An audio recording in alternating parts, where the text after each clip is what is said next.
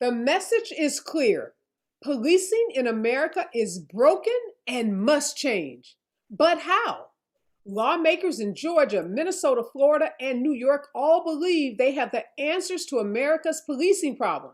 However, very few agree about what public safety should look like. From efforts to defund police departments to laws preventing cities from cutting police budgets, the recent spate of shootings of Black men and women have all of us asking, how do we police America? All coming up next. Live from Los Angeles, this is the Special Report.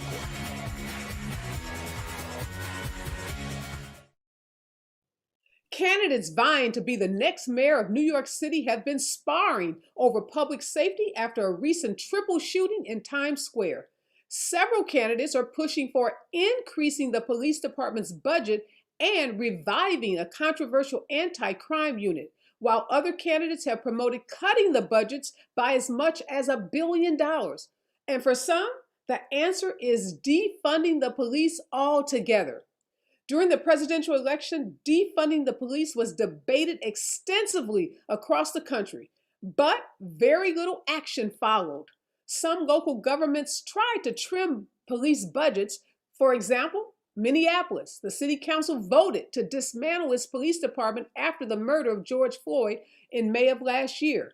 But this year, that same city council has walked back those plans and are now planning to increase its police department's budget by as much as $6 million. And a few days ago, Governor Brian Kemp in Georgia signed a bill aimed at banning defund the police efforts in the state of Georgia. The newly enacted bill limits local officials' abilities to cut police funding by more than 5% a year. A similar law has been passed in Florida, and other states are considering following what Brian Kemp has done in Georgia. Now, I'm asking today, is banning efforts to defund the police or defunding the police the answer to America's policing problem? Here for my leadoff panel are Anthonine Pierre. She is the spokesperson for the Communities United for Police Reform Action Fund. Also joining me is Dr. Alex Vitale. He is a professor of sociology and coordinator of the Policing and Social Justice Project at Brooklyn College. He has over 30 years experience in consulting police departments and is the author of The End of Policing. Dr. Vitale is one of the nation's leading policing experts. Good morning, Anthonine, and good morning, Dr. Vitale, who has told me I can call him Alex. So good morning, Alex. Good morning. Thanks for having us. Thank you. You both are in New York, and so much, is happening in that city. This mayoral's race, who's going to run one of the biggest cities, or maybe the biggest city in the country, is going to be decided, at least in part, just, in less than 30 days. And now this issue of public safety has become front and center in the race. I want to ask you about some of the candidates and their positions. We know Andrew Yang and Ray McGuire, as well as former New York police officer Eric Adams, all candidates for the mayor's race, have called for more police, and both have called for, at least Yang and Adams, reinstating this NYPD controversial anti-crime unit. I'll start with you, Alex. What do you make of these calls by Yang and Adams in particular, who are considered frontrunners, asking for more policing and the return of this anti-crime unit? Well, I think it's a real crisis of imagination and also a real slap in the face to the movement for Black Lives, which has made clear that this is not the way to solve these problems.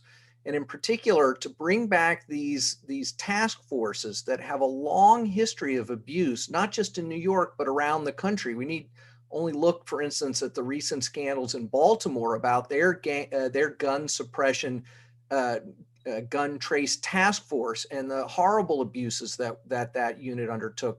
When we turn these problems just over to these specialized, highly often militarized units, it often creates many more problems than it solves. And I think that there's a big division among the candidates on how to approach this. And the ones you mentioned, Yang, Adams, they're in the most conservative camp of in terms of approaching this. What are we hearing, Alex, from some of the other candidates? I know, I think I read that Dianne Morales is one of the candidates that has actually called for defunding the police. And then civil rights attorney Maya Wiley has called for cutting the police budget by $1 billion. I'll ask you, Anthony, what do you think of those, proposals, either cutting $1 billion or, as Morales is proposing, defunding the police altogether?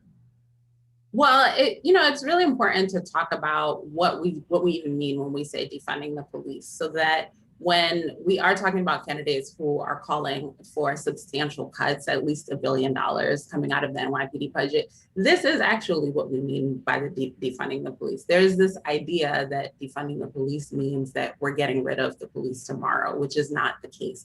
It really is, how do we look at the reforms that need to happen to actually stop violence and stop harm in Black and Brown communities, and think, well, where do we actually need to move money from to in the NYPD to make that happen? And I think one thing that feels really important to speak about when we talk about how candidates are saying that Black and Brown folks are asking for policing, it obscures the nuance, right? Like, and the nuance here is that, yeah, there are people in Black and Brown neighborhoods who call the police, but they call the police as a last resort, and they call the police understanding that there's a potential consequence of police violence. So there's a question here of, if we're actually trying to keep people safe, then the people who are responding to violence shouldn't be someone that you feel like you have to protect yourself from. Yeah, I want to ask you that, Alex, because that's a good question, a good issue you bring up in terms of activists and experts who, may have a vision of what public safety should look like in a particular city, and then everyday people who are on the ground. And I always talk about the everyday people because typically we have them on the show, and we definitely hear from them through comments and through emails and other direct messages. And a lot of what I hear from people, particularly people who live in neighborhoods that are heavily infested with gang activity, is that they don't want less policing. In fact, they believe that they need even more police. So, Alex, help us understand what New Yorkers, so we're talking about New York right now in particular, what do, the everyday person in New York, what are they thinking about policing, particularly in light of the recent shooting in Times Square? Part of the dynamic we're facing here and across the country is that people have been told for the last 40, 50 years that the only tool they can have to address their community safety issues is policing. People have also asked for more funding for community centers, more mental health services, but they've been told they can't have those things, that they have to channel all their demands into community policing or policing with social workers or just more intensive and invasive policing. So when people hear for the first time a phrase like defund the police, they think that means you want to take away the one tool they've been told they can have. And there's a lot of politicians who have exploited this misconception and have amplified it to try to obscure what the movement's really calling for, which is the creation of a whole set of alternative interventions that would allow us to reduce our reliance on policing and to address problems without the collateral consequences that come with policing, like mass incarceration, racially disparate outcomes, and police violence. And so, Anthony, given that it sounds like what Alex is saying and what you just said too, is that when people hear defund the police, they're not taking into account the nuance. They're not taking into account that you're not saying, no police at any time, but you're talking about, redirecting funds into some of those things that Alex just mentioned, like, community centers, et cetera. Then is the word, and I've had some experts on my show that say the word, the slogan, the term defunding is counterproductive and divisive. What would you say to those folks? Because it sounds like you're saying, defund is probably a misnomer. Because when I hear defund, it's like take all or some part of the money away from whatever it is you're using the phrase with respect to. Yeah, I mean, when we have conversations with people on the ground who are actually dealing with violence in their neighborhoods, violence in their blocks, violence in their homes, people aren't worried about what we call it. What they really are looking for is safety. And if we want to really deliver safety, we really need to recognize that police departments are not actually set up to deliver safety, right? Like, they're set up to protect property. they're set up to route folks into incarceration. And we know that incarceration is something that actually makes communities less safe. It takes resources, very valuable human resources, out of our communities. So if we want to honestly have a conversation about what safety is and how we actually collectively move towards safety, it actually doesn't matter what words we use. What really matters is that everyone is on the same page. And what's particularly troubling is that there are a lot of folks who are very loud, have a lot of media access, who want to make this a communications debate, want to make this a conversation about the word defund. But at the end of the day, it really is about safety and how we talk about what real safety is, as opposed to assuming that a cop on your block means it's a safe block. I don't know if I agree with that, Anthony, and I'll get you to weigh in on that, Alex, too. What I know of, being a civil rights attorney and now having, interviewed literally, close to 1,000 people on the special report is, words do have meaning, and words have power. And people get freaked out when they hear certain words. So whether we're talking about white supremacy or defund the police, those words have a lot of power, particularly, when you're talking to folks who are in positions of power that are making policy decisions. So Alex, do you agree with Anthonine that the word defunding the police, or the term, doesn't, matter a whole lot? I think it matters some. I mean, I'm not wedded to that particular 3-word phrase, so I think I agree with her in this regard. I'm happy to discuss it in other terms, but I think what's important and shouldn't be lost is that defund signals some very concrete things. It's a rejection of the idea that we're going to fix policing with superficial procedural reforms like implicit bias training, or changing the wording in a policy here or there, or adding body cameras to policing. The movement has explicitly rejected that approach. And defund also signals clearly that this really is about police budgets. I think what's also true is that a lot of people are not ready to hear this. But that doesn't mean we shouldn't say it. It means we have to do the work on the ground of discussing it with people. And what we've seen is that in those cities where the organizing has been going on for a number of years around this, they're winning very concrete victories. But this approach is fairly new in New York. It was only this last summer that this position was really beginning to be laid out by advocates and organizers.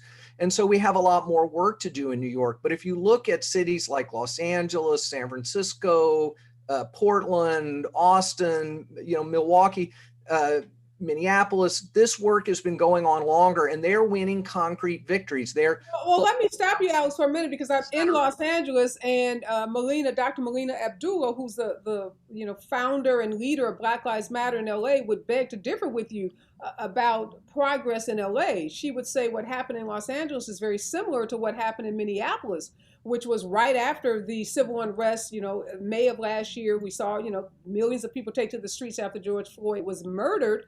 And there was pressure put on local mayors and city council members to agree to shift large portions of their budgets away from policing into community-based organizations.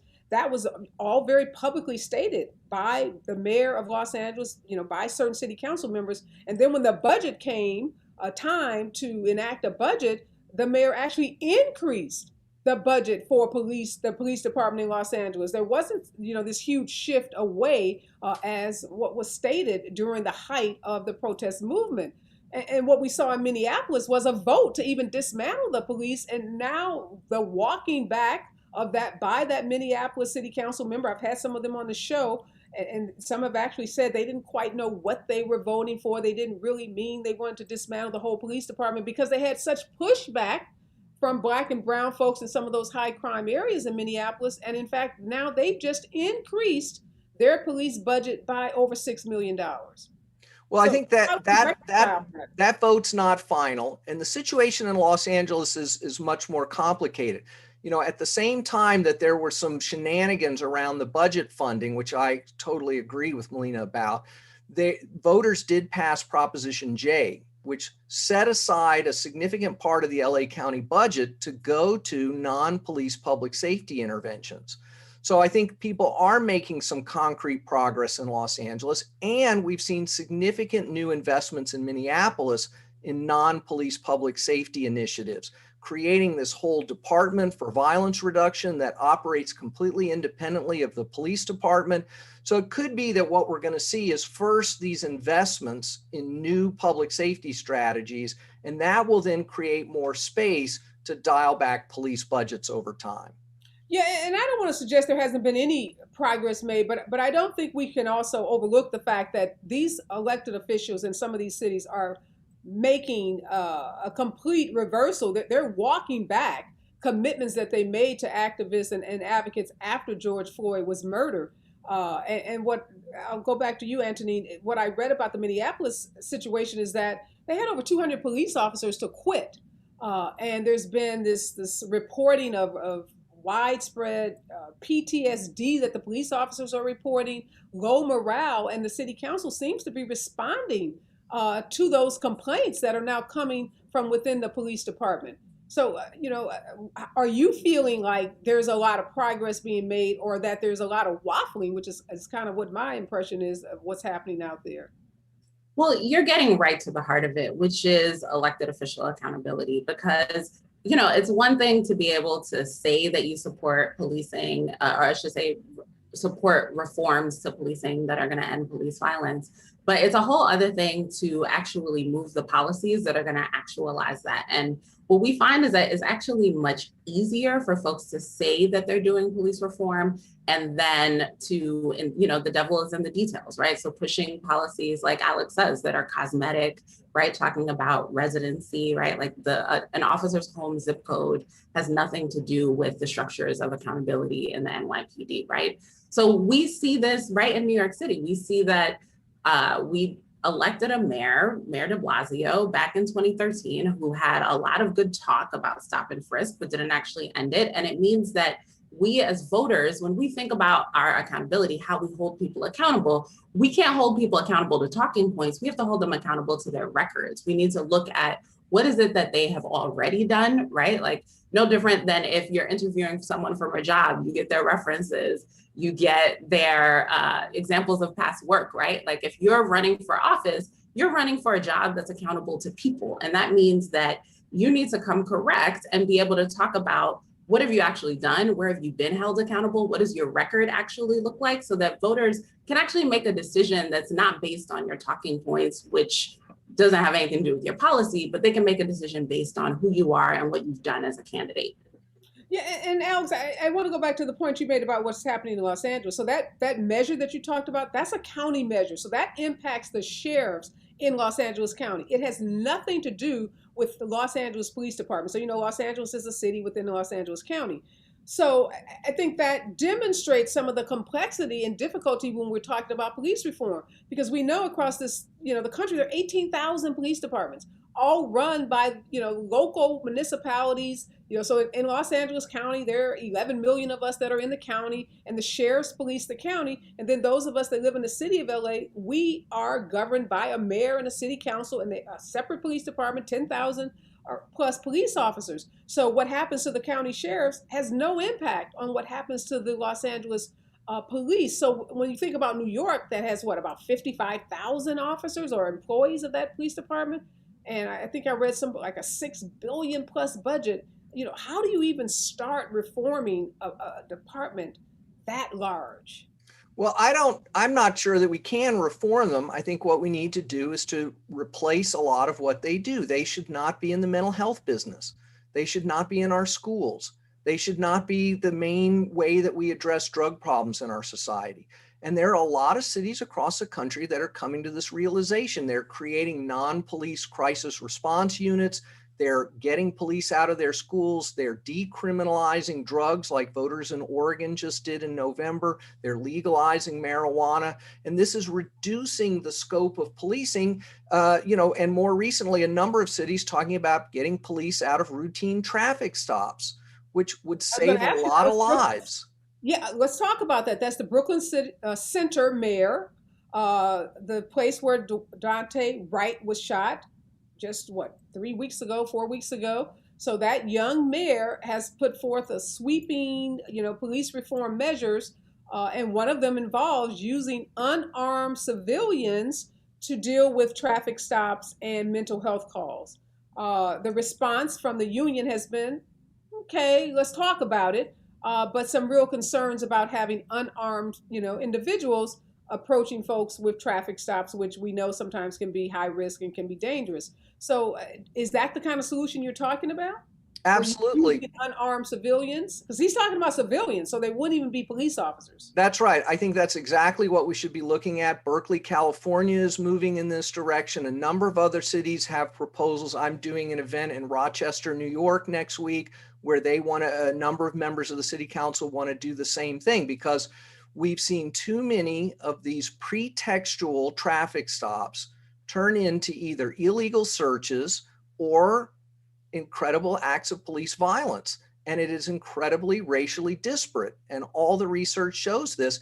And the research shows that these stops do not improve public safety. They don't lead to better driving behavior. Yeah, I'm glad you brought up the racial profiling because civil rights attorney, former NAACP president in Minneapolis, her name is Miss Levy Armstrong. She's been on the show. She pushed back and said, yeah, this civilian unarmed squad is okay, but it's not the problem, because she said the issue is racial profiling. So if you go and hire a bunch of white folks who are unarmed and civilians, how does that address the racial profiling issue? So I'll go back to you, Anthony. Just because you take the badge off of them, does that solve the problem of who gets stopped on the streets of Minneapolis or St. Louis or Chicago or New York City?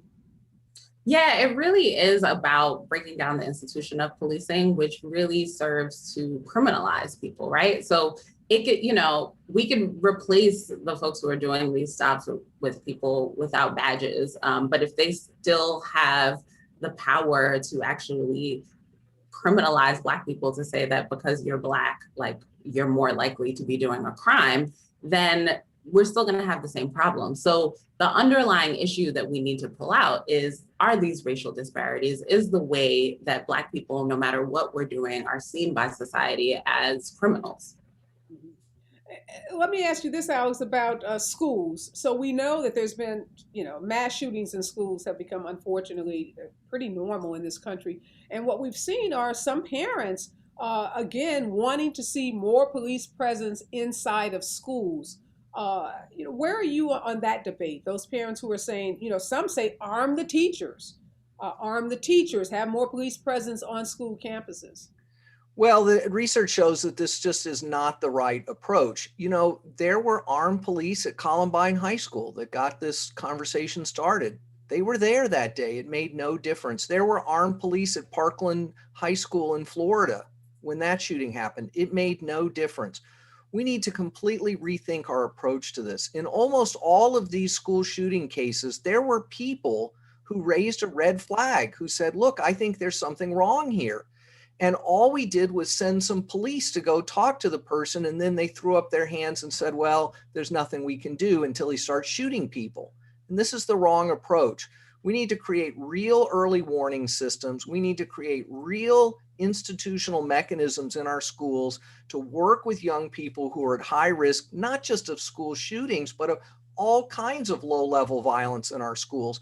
And the research shows that school policing is not producing safe schools. It's really providing the primary mechanism for the school to prison pipeline. And I'm running out of time, but Anthony, I do want to ask you this about the George Floyd in policing reform bill that's, been stalled at the U.S. Senate level, passed by the United States Congress. Do you think that that's a step in the right direction, a big step in the right direction, if by some miracle they can reach some consensus and get that passed and, Biden signs off on it? Yeah, it's definitely important for us to have the leadership and the direction that we need from our national leaders around policing. And so much of this work really needs to happen at the local level. So much of the work of actually moving resources out of policing, moving money, moving people out of policing, and in particular, the shift from folks who do the act of policing to bringing in actual social workers to actually make sure that people are safe. All of that work, while it can be supported by national leadership, if we have people at the county level, at the city level who are roadblocks, then we're still going to have the same problems.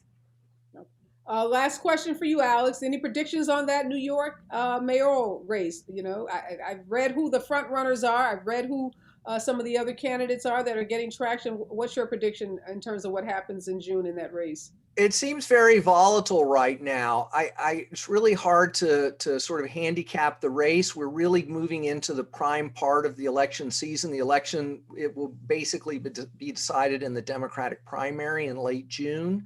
But also lots of interesting city council races. And I think that's where we see more pressure from communities to take a new approach to public safety, is in these very local city council races. All right, we'll be following what happens in that race. Big decision to be made by New Yorkers. I have a lot of friends that live there, and I've been following the race pretty closely. So, love to have you both back after the Democratic primary, see which of those candidates emerges as the front runner, and who's likely going to take over the city, because this issue of public safety obviously is not going away, and it's going to be front and center for the millions of folks that call New York home. So again, thank you so much, Alex. Thank you, Anthonine, for joining me this morning. Thank you, Areva. Thank you. Okay, my next guest is Professor Niambi Carter. She's a political science professor at Howard University, and she's the author of American While Black. She's a friend of the show, and so excited to have her back. Good morning and welcome, Dr. Carter. Thank you for having me. Okay, so you've been listening in on this conversation we're having about defund the police.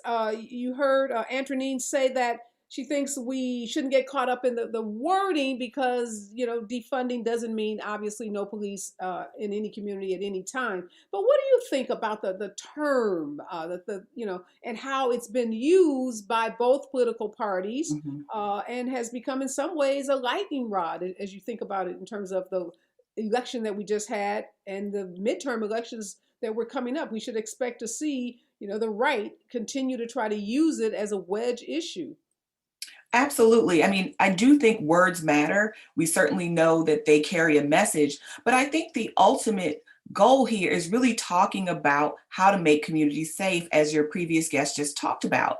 And so what defunding to me means, in a true sense, is reallocating resources, because a large share of cities' budgets go to police departments. And it's probably one of the only agencies where you don't necessarily see a relationship to job performance and funding, right? I mean, it seems to be that we just keep giving more and more money to police departments and ramping up their capabilities in terms of armaments, and then expect them to de-escalate. So we seem to be talking out of both sides of our mouths where police departments are concerned. And I think the defund the police is really just shorthand for talking about we're moving resources around and not saying that the police have the market cornered on how to deliver social service. And now that we're asking them to do that, they're ill-equipped to do that, and saying, well, let's try to stop incarcerating our problems and really put money in those institutions that are best able to address the core issues that lead to crime. That's what they're talking about. And I am, all for marketing and branding. And I understand that sometimes you need to use a provocative phrase to get, people's attention. But do you think, since what I've heard from Anthonine, what I heard from you and Alex, is that defund means reallocate? Do you think, in terms of embrace and support, that there would be more support if the term defund went away, and if terms like reallocate were, used to replace that term? I don't think so, because I think people have been in a constant state of outrage since it's even been broached as a topic to change our relationship to the police quite fundamentally. And one of the first ways that people talked about doing that is what we do with our city budgets, because budgets are not just sort of, financial documents. They are also ethical documents. They tell us what we prioritize. And so I don't think the words would matter at all to people who want to see any kind of adjustment to this relationship with policing, that they would appreciate reallocation either, because that's ultimately about taking things away. But I'm talking, Professor, about the people that live in poor neighborhoods that are riddled with crime, who are afraid to go out their door, who are afraid to send their kids to school because they may have on the wrong colors. So I think in this conversation, for me, what gets lost is the reality of how so many Black and brown communities are. So I guess the aspiration of, ending police violence, which, I'm everybody that I talk to is there. But I also talk to so many people who live in these poor communities who are afraid to death, and they're not just afraid of the police. They're afraid of people that live in their own neighborhoods or people that come into their neighborhoods to prey on their neighborhoods. So when they hear the word defund, they're not, at Howard, they're not at Brooklyn Center, or Brooklyn College. They're just everyday people trying to make it. So they're not making those nuanced distinctions that are being made when you and I are having this conversation. And I agree, but I think if people looked at their communities, more money for police haven't made their communities safer. If they had, right, we've seen police budgets going up, then it should be the case that these crimes in their community go down. That's what they want us to believe, which is more money in policing means to safer communities. But if that has not happened, then it's clearly not the police that are going to make your community safe. And I think what we're trying to, or what folks are trying to get people to understand is that these are truths we just have to confront. So it's not to suggest that communities that average Black people live in, and I think I'm an average Black person, right? Are any safer because there are more police. The kinds of things that can make their community safer, like better employment prospects, like affordable housing, like all of these other kinds of environmental things are left off the table, and we are left with the only solution, which is police, police, police. But that hasn't necessarily led to more stable communities, safer communities, because police are largely being responsive to things and reactive, not being proactive. Yeah, and police themselves say they don't want to be social workers. They don't want to be mental health workers. And I agree with you wholeheartedly. But I guess what I'll have to say is we're doing a really bad job. Because when I talk to people in these average communities, we'll just call them average community, and that's code. You and I know what we're talking about, and everybody else will too. They're not getting that. That's not the message that's resonating. I think Alex hit it on the head when he says people have been taught for so long that policing was the way to solve so many of the the ills in their community. And there's got to be a whole re-education process that takes place to deprogram that message. And I guess I'm not seeing a lot of that, or at least the folks that I talk to on this program, they're not getting that message. And for them right now, all they know is I want someone with a gun, with authority, standing on my block so that when this, person who's on my street to do me harm sees that person, they may think twice about it. So I think there's a lot of work we've got to do in terms of helping communities understand, which I agree with wholeheartedly. There is no correlation between spending more on police and addressing some of these systemic problems. But I do want to ask you about this Georgia's bill. So talking about how this whole notion of police reform is being politicized. So Georgia jumps out and says, hey, you guys are talking about defund the police. I'm going to put a stop to that immediately. No city in the state of Georgia is going to be able to cut the budget of police by more than 5%. And that's, in large part seen as a response to what's going to be at issue in the midterms, which is this whole notion of police reform, and red states saying our solution to it is more police budgets and are more police officers. Well, I mean, again, I think it's a really unfortunate moment because it's a missed opportunity to have these larger conversations, because quite frankly, all of these are attempts to bring about more safety for communities. And we're not going to get there by saying that this institution, which costs taxpayers, by the way, millions of dollars every year in settlements. I mean, DC alone has spent $40 million in settling police misconduct lawsuits over the last 5 years. So we're spending a mint as citizens. And I think one of the things that these bills don't want to address is the fact that these police officers, the dangerous police officers that are kept on the street year after year, they don't start with murder, right? There are these sort of, other aspects of their abuse and their violence that escalate to this. And that when you have to settle these lawsuits and when you have to defend these police officers, it's actually costing the city money that could be directed to some of these other resources. So I think it's, a sad thing to say that we have an institution that we know is not working well or as intended, right? Which is about bringing public safety, allegedly, if that's the end. And we keep throwing money at it, even though it's performing poorly. We don't do that with education. right? We don't do that with sanitation. We don't do that with any other city departments, but we do that with police under this misguided notion that protecting the police is going to make everyone safer. But we've seen it again and again and again. It doesn't necessarily. And this is not to suggest that people don't want the police to be there, to be civil servants, to have employment. We know there are lots of Black and brown folks who work on police departments, and this has been their access to the middle class. But it is saying that police are being asked to do things that they are not qualified to do. And if the only thing that they have been shown to do is use force, then that's more likely what's going to happen. And that's what leaves people unsafe. So I want to talk about this George Floyd policing reform bill. We know it's stalled in the Senate. We know Biden has, made it very clear that he wants to see movement on it. He wants to see this bill on his desk so that he can sign it on the 1-year anniversary of George Floyd's death. We've seen Senator Tim Scott come out and say that, he's committed to police reform, as he talked about America not being racist and, experiencing racism every day, but somehow he's committed to this. But that's a different conversation.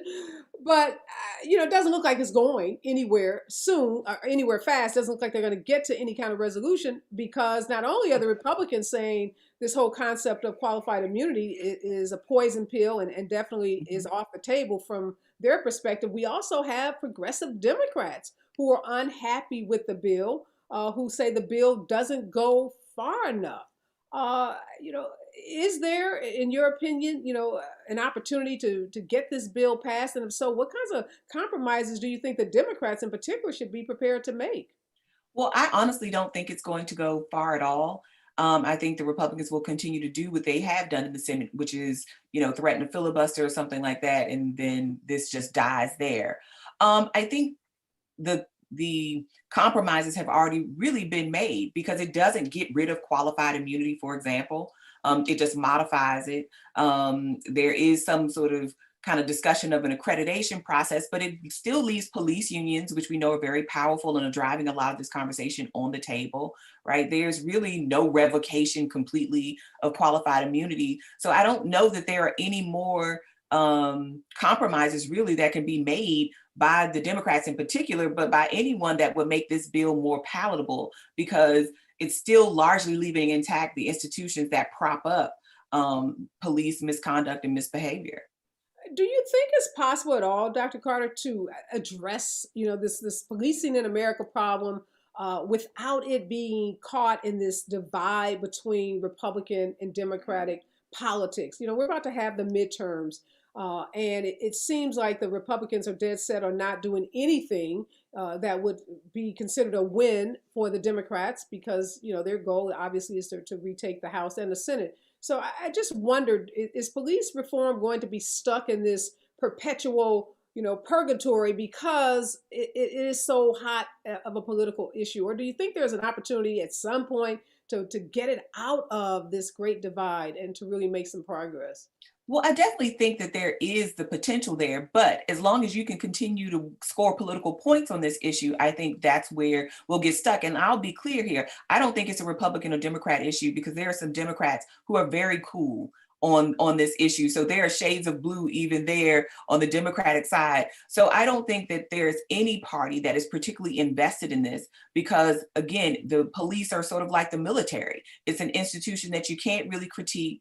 You can't really sort of have an honest discussion about sort of what it means that this is how we prioritize fixing our problems in our community, whether we're talking about poverty, right? Whether we're talking about the fact that we're in an unprecedented time with this pandemic. We don't know what this is doing to people's mental health. We don't know what this has done to all those institutions that may have been supporting individuals who might be more likely to go the crime route, right, for their sustenance and their survival in this particular moment of economic turmoil. There's just so many things that are happening here. And I think right now, no one wants to be the party that would own this issue. And I think they can both agree, they can look like they're saying a lot of things, but both agree that they want to keep the status quo. I think that is probably the bargain that we're seeing, as you alluded to earlier, with these city councils that are now walking back some of those budget priorities that they talked about. And just final question, crime is up in a lot of cities, LA in particular, where I am, and New York, Phoenix, Seattle, some other cities. And we know that Republicans will use the fact that crime is up as, again, a way of saying that defund the police and any efforts to cut budgets, whether it's, $1 billion or a couple of $100 million, is bad policy, and that Democrats should be punished for not, spending more on police at a time when crime is up. How do Democrats fight against that message? Well, I think one of the things to do is just sort of, to a certain extent, you can't entertain it. One, we don't really know what the crime statistics mean because 2020 was such an unprecedented year. So yes, crime is up, but relative to what? Then we had those months when people were in the home, right? And finally, as those restrictions become eased, now we're going to probably see more things happening because people are in public, just like we've seen more shootings, right? As things started to open up. There's also been more gun sales in this country. And we know where there are guns, there's going to be more crime or more violence, right? So that's also happening. It's also getting to be summertime, right? And there's usually an uptick that we see in summer. So I will say I'm holding out sort of any conclusions until we know more than we do right now. But of course, this was always going to be a talking point for Republicans, right? I mean, just like they did with COVID-19, something that we could all get behind, this virus that was taking out so many Americans, yet it became a political issue of conservative or liberal or Republican Democrat when it was really a matter of public health. So I think this violent crime issue was always going to sort of be something that come up. I mean, crime is an evergreen political issue. It never gets old. It never goes out of style. And nobody wants to look like the person that's responsible for saying, oh yeah, crime is up, we shouldn't be concerned. So I think they'll both be using this to say, one, why they can't defund the police, or two, why we shouldn't defund the police, regardless of party. Yeah, I want to bring into the conversation now a retired New York Police Department lieutenant. He's now a law enforcement expert and consultant. His name is Dr. Darrin Porcher. Good morning, Darrin. How are you? Well, I want to say good afternoon because I'm in New York City and you're in LA, so it's 12:40 here, whereas it's 9:40 there. But I appreciate being on the platform to address these terminal issues. Thank you for that, Darrin, because you are East Coast as well as Dr. Carter, so you guys both are in the afternoon hour. For me, it's still morning, but thank you for that. I want to bring you in, Darrin. Hey, you've been in the trenches. You've worked at this massive New York Police Department, 55,000 employees, $6 billion budget. When you hear these candidates that are running for mayor, they're going to be on the ballot just in 30 days or more in June. What do you think about some of the proposals that you've heard that will best address the crime issues in New York? I haven't heard any substantive plans from any of the candidates that are running for mayor of the city of New York, more so specific to the crime trends that have been denigrating the city of New York. I speak from a very unique perspective. When I left the police department after I should say my 20th year, I worked in the Community Affairs Bureau. I worked in the Community Affairs Bureau for 3 years. Prior to working in the Community Affairs Bureau, I worked in the Internal Affairs Bureau as a lieutenant for another 3 years. And then prior to that, I worked in a training capacity as a sergeant in a police academy. And I also worked as a patrol lieutenant in various aspects of New York City, such as Washington Heights, the Bronx, and things to that effect. So I was able to triangulate things from a very different perspective than your average sworn police officer. So I saw the operations component in terms of how crime has plagued certain communities, more so specific to the socioeconomically disenfranchised communities of color. Then I saw it from the other side, whereas I investigated police officers for misconduct. And then lastly, in working in the Community Affairs Bureau, that's where I had the ability to bridge the gap between police and community and try to prosper those relationships. What I've found in many instances with police is the quantitative perspective, meaning crime stats, are what's generally targeted, and that's where you see the overtime budgets driven towards because it's easiest. However, the qualitative piece, that's the community affairs function, is the more difficult component to quantitate. And I find that police departments oftentimes will not channel the necessary funds into that qualitative perspective of that police and community relationship. I think the police and community relationship should be at the apex, but I find that oftentimes it falls to the wayside. That being said, when we look at the cast of candidates that are running for mayor in the city of New York, I just don't think that the vision is what it should be, because when we look at anyone that's running for public office, they basically bend to the constituency that's going to elect them and place them into office. And oftentimes your messages can be skewed, and it doesn't come from a place from what's right. It's more so what you perceive people wanting. And so, I'm hopeful. I mean, I just haven't seen any candidate that's moved forth, including the incumbent that we have, that being Bill de Blasio, that's introducing the necessary remedies for the communities of color in particular. Mayor de Blasio, I don't know, his strategy for just maintaining the city of New York is something that I'm somewhat unfamiliar with. We have 8.5 million citizens in New York, and we have a meteoric rise in crime. And I give you an example. 2 weeks ago, we had a synagogue that was damaged by rocks and graffiti. And what did the mayor do? Is he implemented a standing task force of 100+ officers. However, you look to a Black woman that was raped and murdered in a community of color, and you merely have a police officer that responds and takes a report and nothing else. So I just think that there's a disproportionate sense of policing in the city of New York, not just in the city of New York, but I want to say on a national level. And we don't want to be over police, but we expect quintessential policing. That doesn't mean that, look, you come in. I'm sorry. No, let me ask you this. When you hear the term defund the police, as a police officer, who you just said have worked in all these different capacities in one of the largest police departments in the country, and you've seen how the budgets are allocated and how staff and people are allocated, are you concerned that, say, a police department like New York City would lose $1 billion in funding, or like in Minneapolis, when they actually voted to dismantle that police department? Does that make you nervous as a former police officer, that police departments could have their budget slashed dramatically? Well, I think it's more of the management of funds, which should be more appropriate. So when you read the tea leaves of the defunding of police that occurred in Minneapolis, you saw a tremendous rise in crime. And then you had the citizenry that actually sued the city council based on their inability to provide public safety.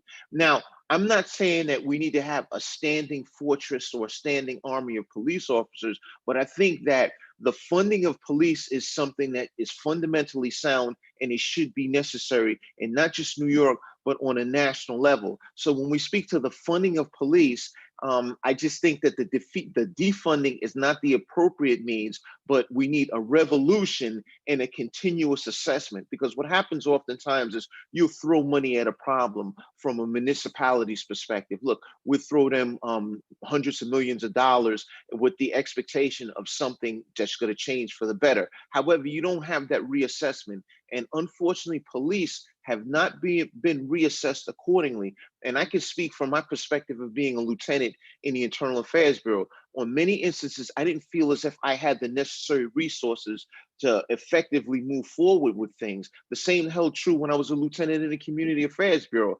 I felt that there were great endeavors that could have been conducted between that police and community relationship that should be symbiotic, but it just didn't happen. The money was channeled towards enforcement. So when you ask me the question about defunding.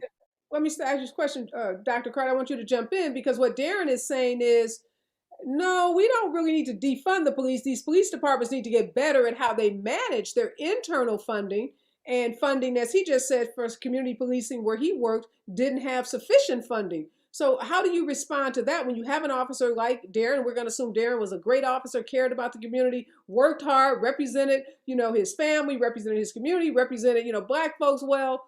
He's saying, hey, we can do this job, we can do it better, but we need more funding.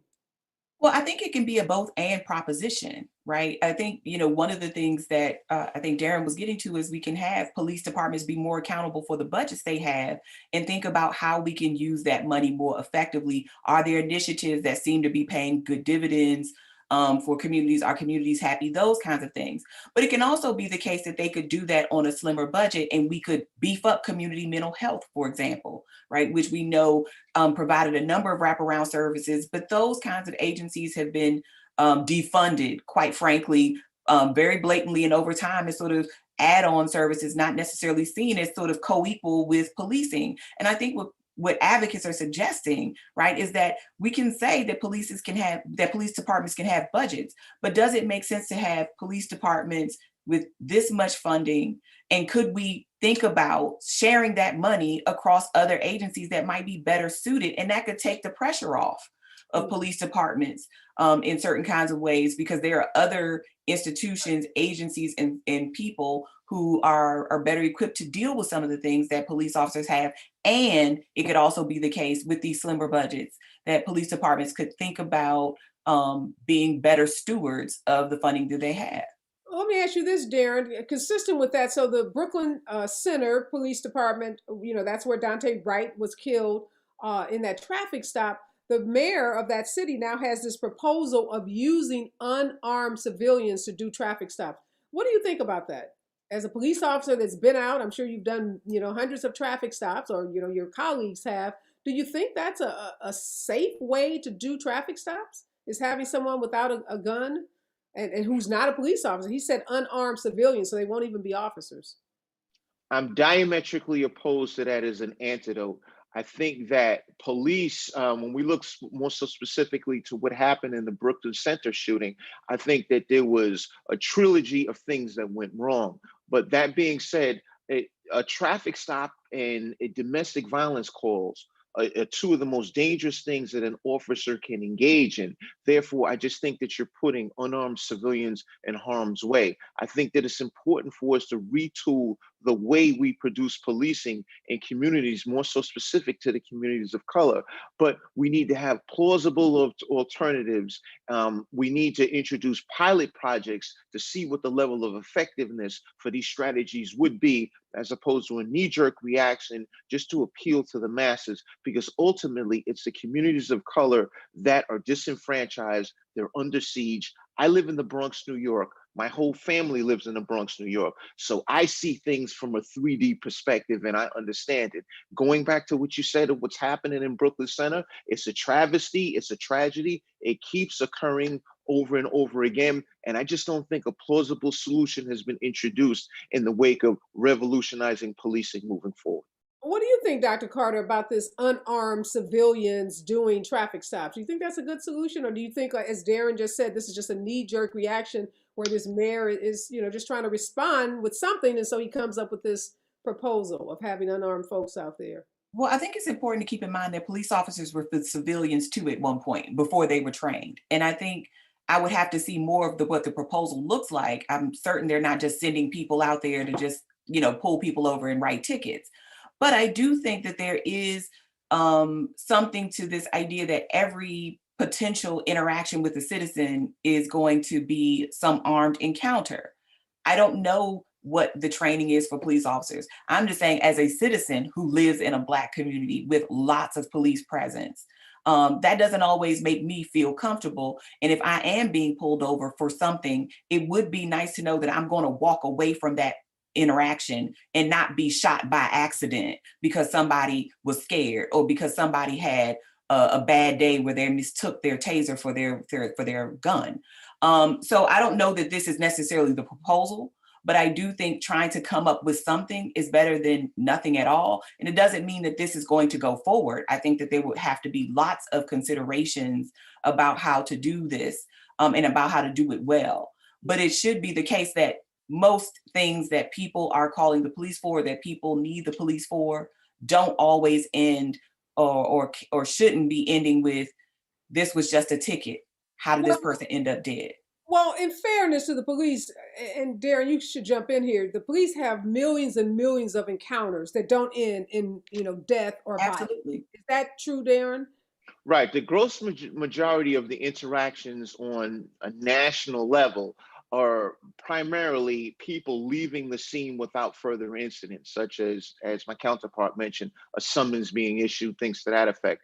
The use of force is something that's somewhat minuscule, but at the same token, we can't discount it we always have to think in terms of how can we self-better the department or that officer that engages people on the street. And I just believe that the revolutionizing of police training hasn't been on par with what we've seen. That being said, we need to constantly revisit and retool the strategy or approach to how officers deal with or engage the public. Granted, it's a small amount of people that have lost their lives in the wake of a police interaction, but at the same token, we always want to focus on how we can decrease that number as opposed to sustaining the status quo and saying, hey, look, you know what, by far we're doing better. And Yeah, that's where I think a lot of the problems come into play.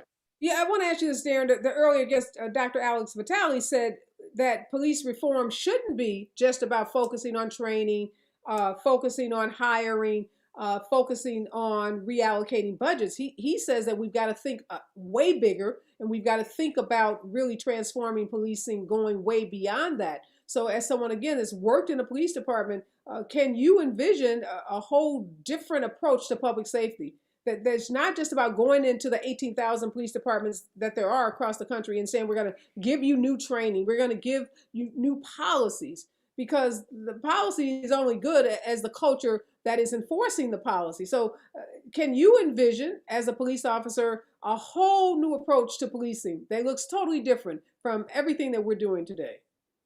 I can envision it. However, the stakeholders, meaning the elected officials, the onus would be upon them to move forth and execute on that agenda.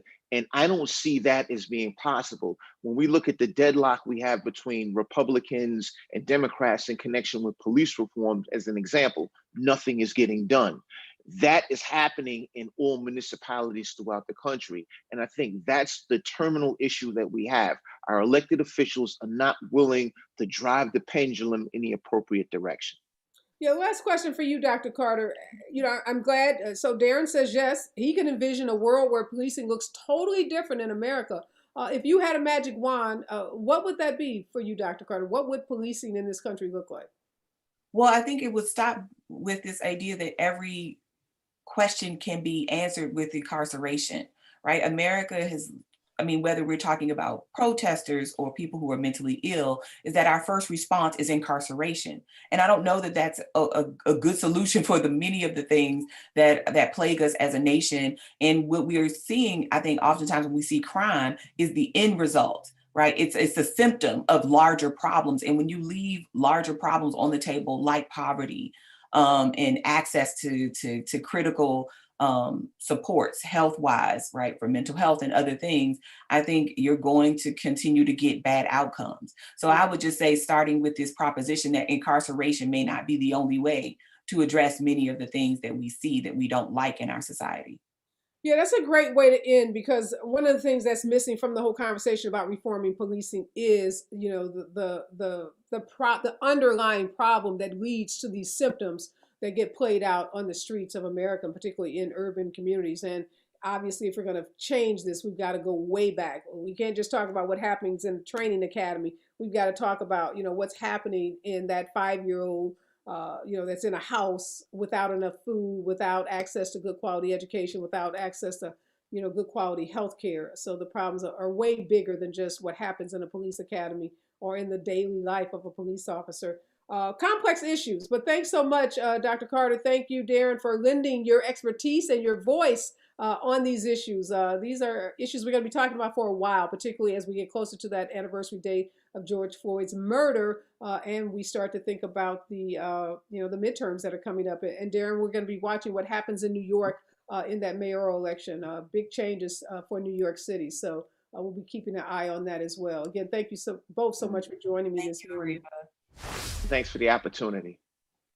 All right. Thanks to all of my guests this morning, and thanks to you, for all of you, for joining me. Such complex issues. Boy, this police conversation just keeps growing legs. We've been talking about this concept of reforming the police, defunding the police, reallocating budgets.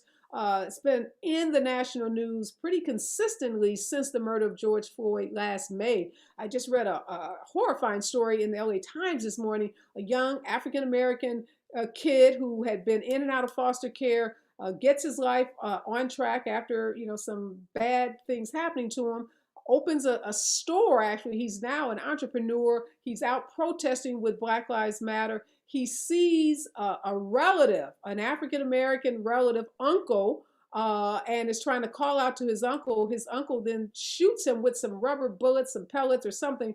And he now just had a big press conference and is suing the Los Angeles Police Department for excessive force, and highlighting the issue isn't just white police officers who are using excessive force against African Americans. And so his lawyer, a good friend of mine, Carl Douglas, said the issue isn't black or white, but the issue is blue. So again, when we talk about the complexity of this issue, that's another example of how just complex these issues are. Some words to live by before I get out. Everything must be on the table. If we are ever going to eliminate police brutality in America, everything, and I do mean everything, must be on the table. No doubt, American law enforcement is facing an intense and long overdue reckoning. The victims' names have become a mantra of anger over racism in America. George Floyd, Breonna Taylor, Laquan McDonald, Eric Gardner, Michael Brown. The list is so long and it's aching. And as a lawyer, I've been trained to look at how laws impact behavior. So in the case of policing, from my perspective, America needs a shift around the prosecution of police for excessive or unjustified use of deadly force.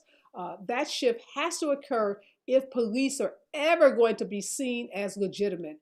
The current legal standard of reasonableness inappropriately, in my opinion, concentrates on the officer's perception of the dangerousness of the victim. That standard needs to change, and it should take into account the effects of racial bias.